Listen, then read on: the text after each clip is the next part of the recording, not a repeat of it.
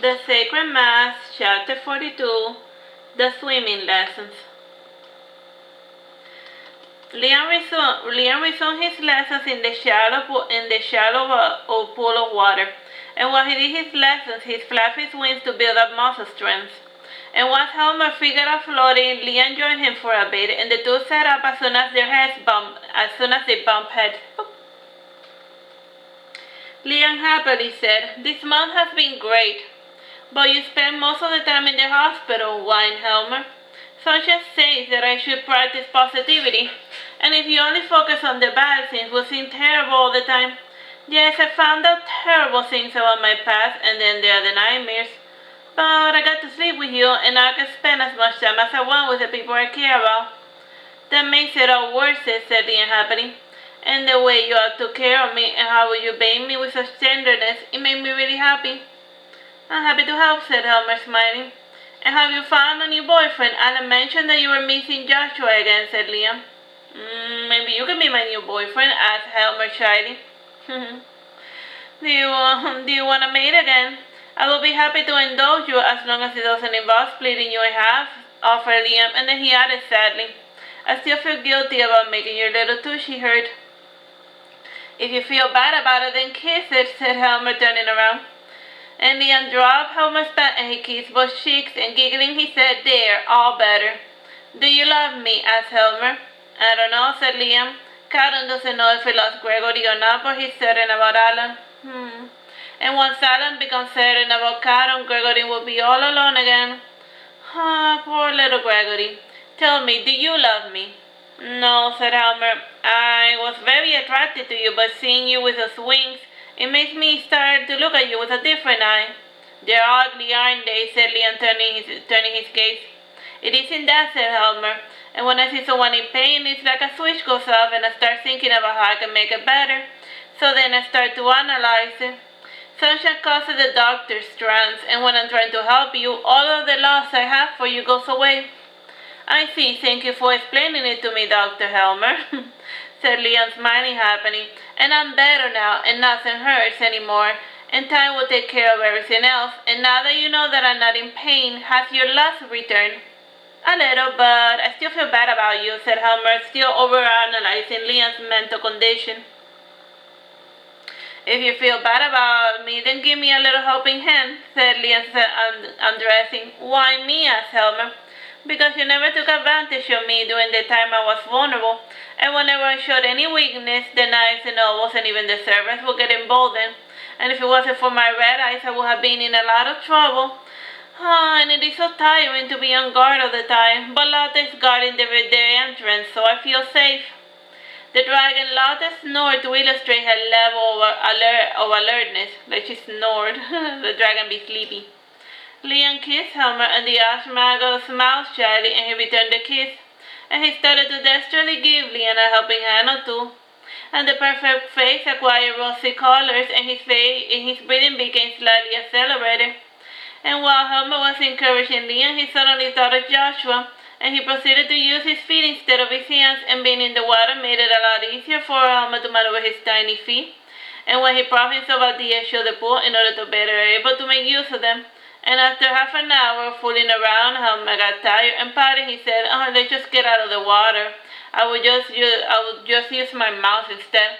Liam did as Helmer suggested, and with sufficient kisses, Helmer was able to taste Liam's emanations. He rolled the effusions in his mouth, thoughtfully, and Liam worried, asked, "Is there something the matter?" And Helmer was thoughtful, and then he swallowed before explaining, "It tastes a bit like mango juice." And Liam frowned and turned his back to Helmer.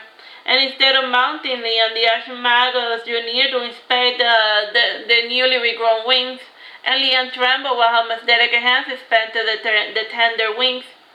And whining, he said, "Do you think I'll ever be able to fly like my little brother Gregory?"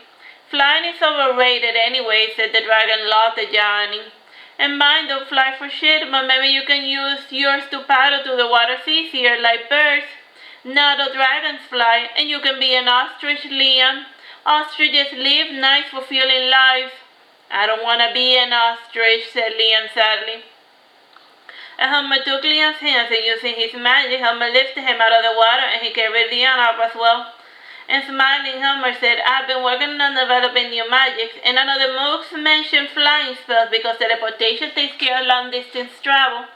Still, I feel that our mages should learn to fly, and it will give them a nice sense of freedom. And Liam flew about the cave thanks to Helmer's magic, and by the end of the little flight, Liam was in a particularly good mood.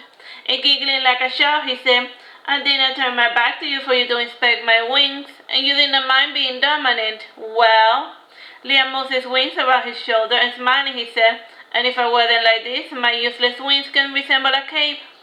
They can be capes. Hang in there, Liam, said Helmer, hugging Liam. I'm fine, you're the one with a problem. And what type of fool refuses my flesh, said Liam, pouting. Settle down, Liam, said Helmer, getting dressed, and he handed Liam his outfit back. And after this talk, Liam and the others returned home, though they walked back home, he seemed a bit peeved. And Gregory noticed that there was something bothering Liam, like the big brother Liam's not used to rejection. And he gave Julian to Miss Lady to take home to Peter, and Gregory followed after his brother back to his room. And do you need anything, Gregory? Asked Liam happily. A hug, said Gregory, smiling shyly. Liam hugged his little brother, and chuckling, he said, You're always quite the needy little kid. I'm sorry I failed you. No, I failed you. And you were in so much pain, and we kept just asking more things of you, said Gregory apologetically. And what do you want to do tomorrow?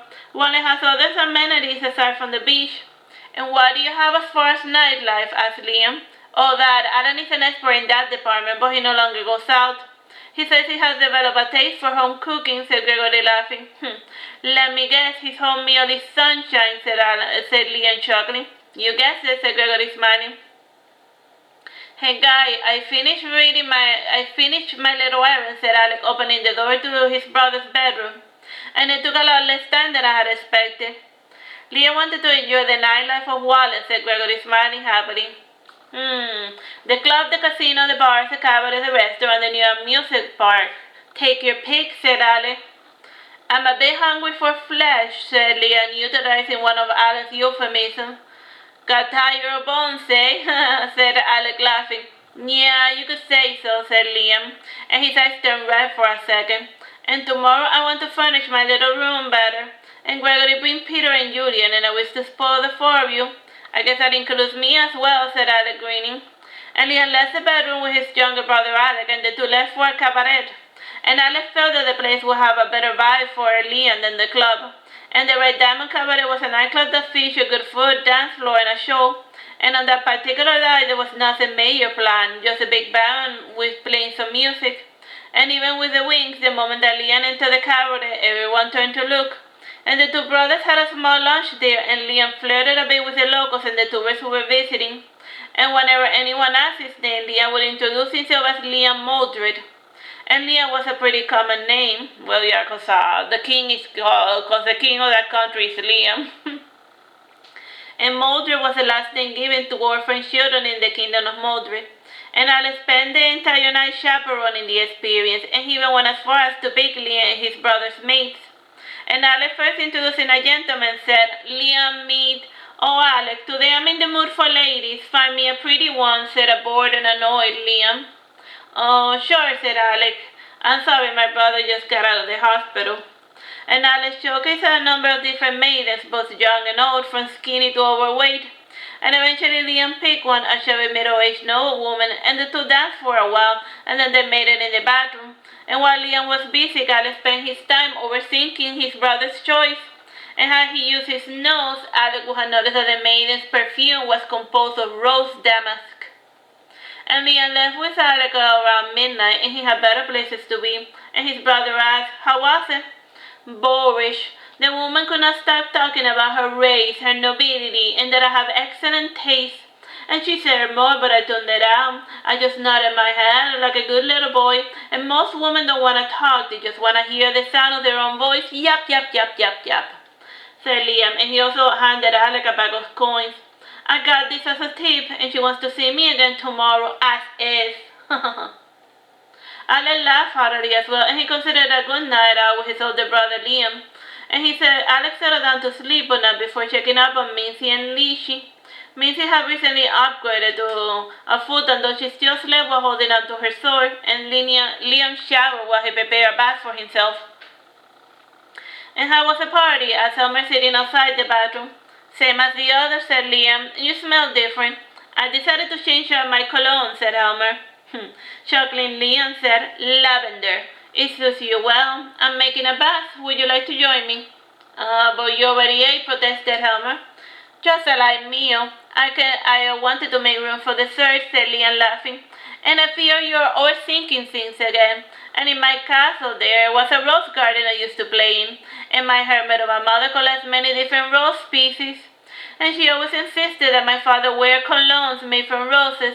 Yes, my mother loves her roses, and she spends countless hours in her garden tending to her plants, caring for them, talking to them, singing to them as if they were her own flesh and blood. But I'm not mad at her, but I am mad. You're not mad, Liam, said Helmer sadly. The bath is done, said Liam, entering the hot bath. Are you coming or are you not? Helmer did not enter the bathroom, and he heard crying within, and he opened the door to see Liam, and Liam started crying the second that Helmer entered within. And Helmer sat outside the bathtub to keep Liam company. And after the bath, the two went to the bed together, and the following morning Liam went with his brother Gregory, Alec, Peter, and to Julian to buy junk, and the first stop was a jewelry store. And Julian had recently gotten his ears pierced, so Liam wanted to buy some fine ear studs for the boy. Oh, I want those, said Julian, picking up a pair that resembled spirals. And the silver pairs are very tiny rubies. Certainly, whatever you like, said Liam, happily. And whatever happened to the stuff Astorgas packed for you? Did you get robbed along the way? Asked Peter, concerned. I sold it, and I can have some money, and the other half I gave to some fat waitress that provided me excellent service, said Liam disdainfully. Speaking of fat. In the jewelry store, there was a lady that had been Liam's date, and she tried to approach King Liam, but he flashed his red eyes as a deterrent, and his eyes quickly changed to the color blue when he looked at his brother's concerned gaze. Do you need any ear studs? Asked Liam. I'm fine, I have plenty from, said Gregory, frowning. I have been thinking of donating my entire fortune to charity. You worry too much about pointless things, little Gregory, said Pandora. But if you must, just hand the treasure over to Sophina. How do we know if Sophina is trustworthy? Asked Alec.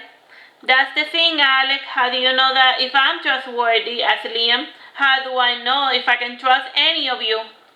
What's with the sudden burst of paranoia, Liam? Asked Alec. I'm sorry, Alex, said Liam sadly, and pay me no mind. You can trust me, Uncle Liam, said Julian happily. Yes, I can trust you, Lord Julian, said Liam, picking up his nephew. The brothers and Julian went to the drugstore, and Liam held out a dress to Gregory, and he said, Try this on. Dresses are not really my thing, said Gregory shyly. I figured as much, but right now you are the same height as Princess Sylvia, and you both have similar build, and I want to see if this would fit my little princess, explained Liam. Gregory tried on a different outfit, and Peter sat down nearby with a bored expression, and Liam sat down beside him. And don't you want anything? As far as my wardrobe is concerned, Miss Lady doesn't allow me to have an opinion, explained Peter. I can see why, said Liam, pointing to Peter's shoes. Both were of two different types, though of the same color. I added some new fruiting trees, and they are called jaboticaba. And Julia tried the fruit, and he took a liking to it, so I am making the effort to cultivate it, explained Peter. Am I doing all right? You don't need me to approve all of your parenting decisions, Peter. You are doing fine. You are a good father, Peter, said Liam, pointing to Julian. And Julian was lifting at the skirts of a mannequin. Look, Uncle, I found a spider, said Julian, happily showing the spider he found under the skirt of the mannequin. It looks poisonous. Put it back where you found it, ordered Peter. Okay, said Julian sadly. The boy returned the poisonous spider to its web, and Peter patted Julian's back until a smile returned to the boy's face. And Gregory frowned jealously, and he wasn't used to sharing his son with Peter, and whenever Julian was with him, Peter in the past had maintained a respectable distance. And now with Liam around, both Peter and Gregory had to make the effort to tolerate each other's presence. Would you like some candy, little Julian? Asked Liam, taking out a candy from a bag. Yes, said Julian, smiling, and he opened his mouth to receive a sugar plum. Allan has made these recently, and they are sour and chewy, and Helmer has been asking Allan to make lots of different chewy and hard candy, explained Liam happily. And from there they visited the store, and then they brought some furniture, including a large rocking chair that Liam found very amusing. And after getting tired of the store, the party went to the botanical gardens and museum, and lastly the park. And Julian went to the swings, and Master Gregory's annoyance, Peter took his place behind Julian to push the boy. And with the boy occupied playing with his stepfather, Gregory decided to shift his attention to his older brother. And Liam flapped his wings a bit, remembering his exercises, and Gregory brought out his wings. There are different ways to flap them, and here's one of my favorites, the hummingbird style, said Gregory, starting to hover. And it takes a lot of energy, but it gives you plenty of control. And Liam tried to flap his tree-like wings, but the movements were slow and sluggish.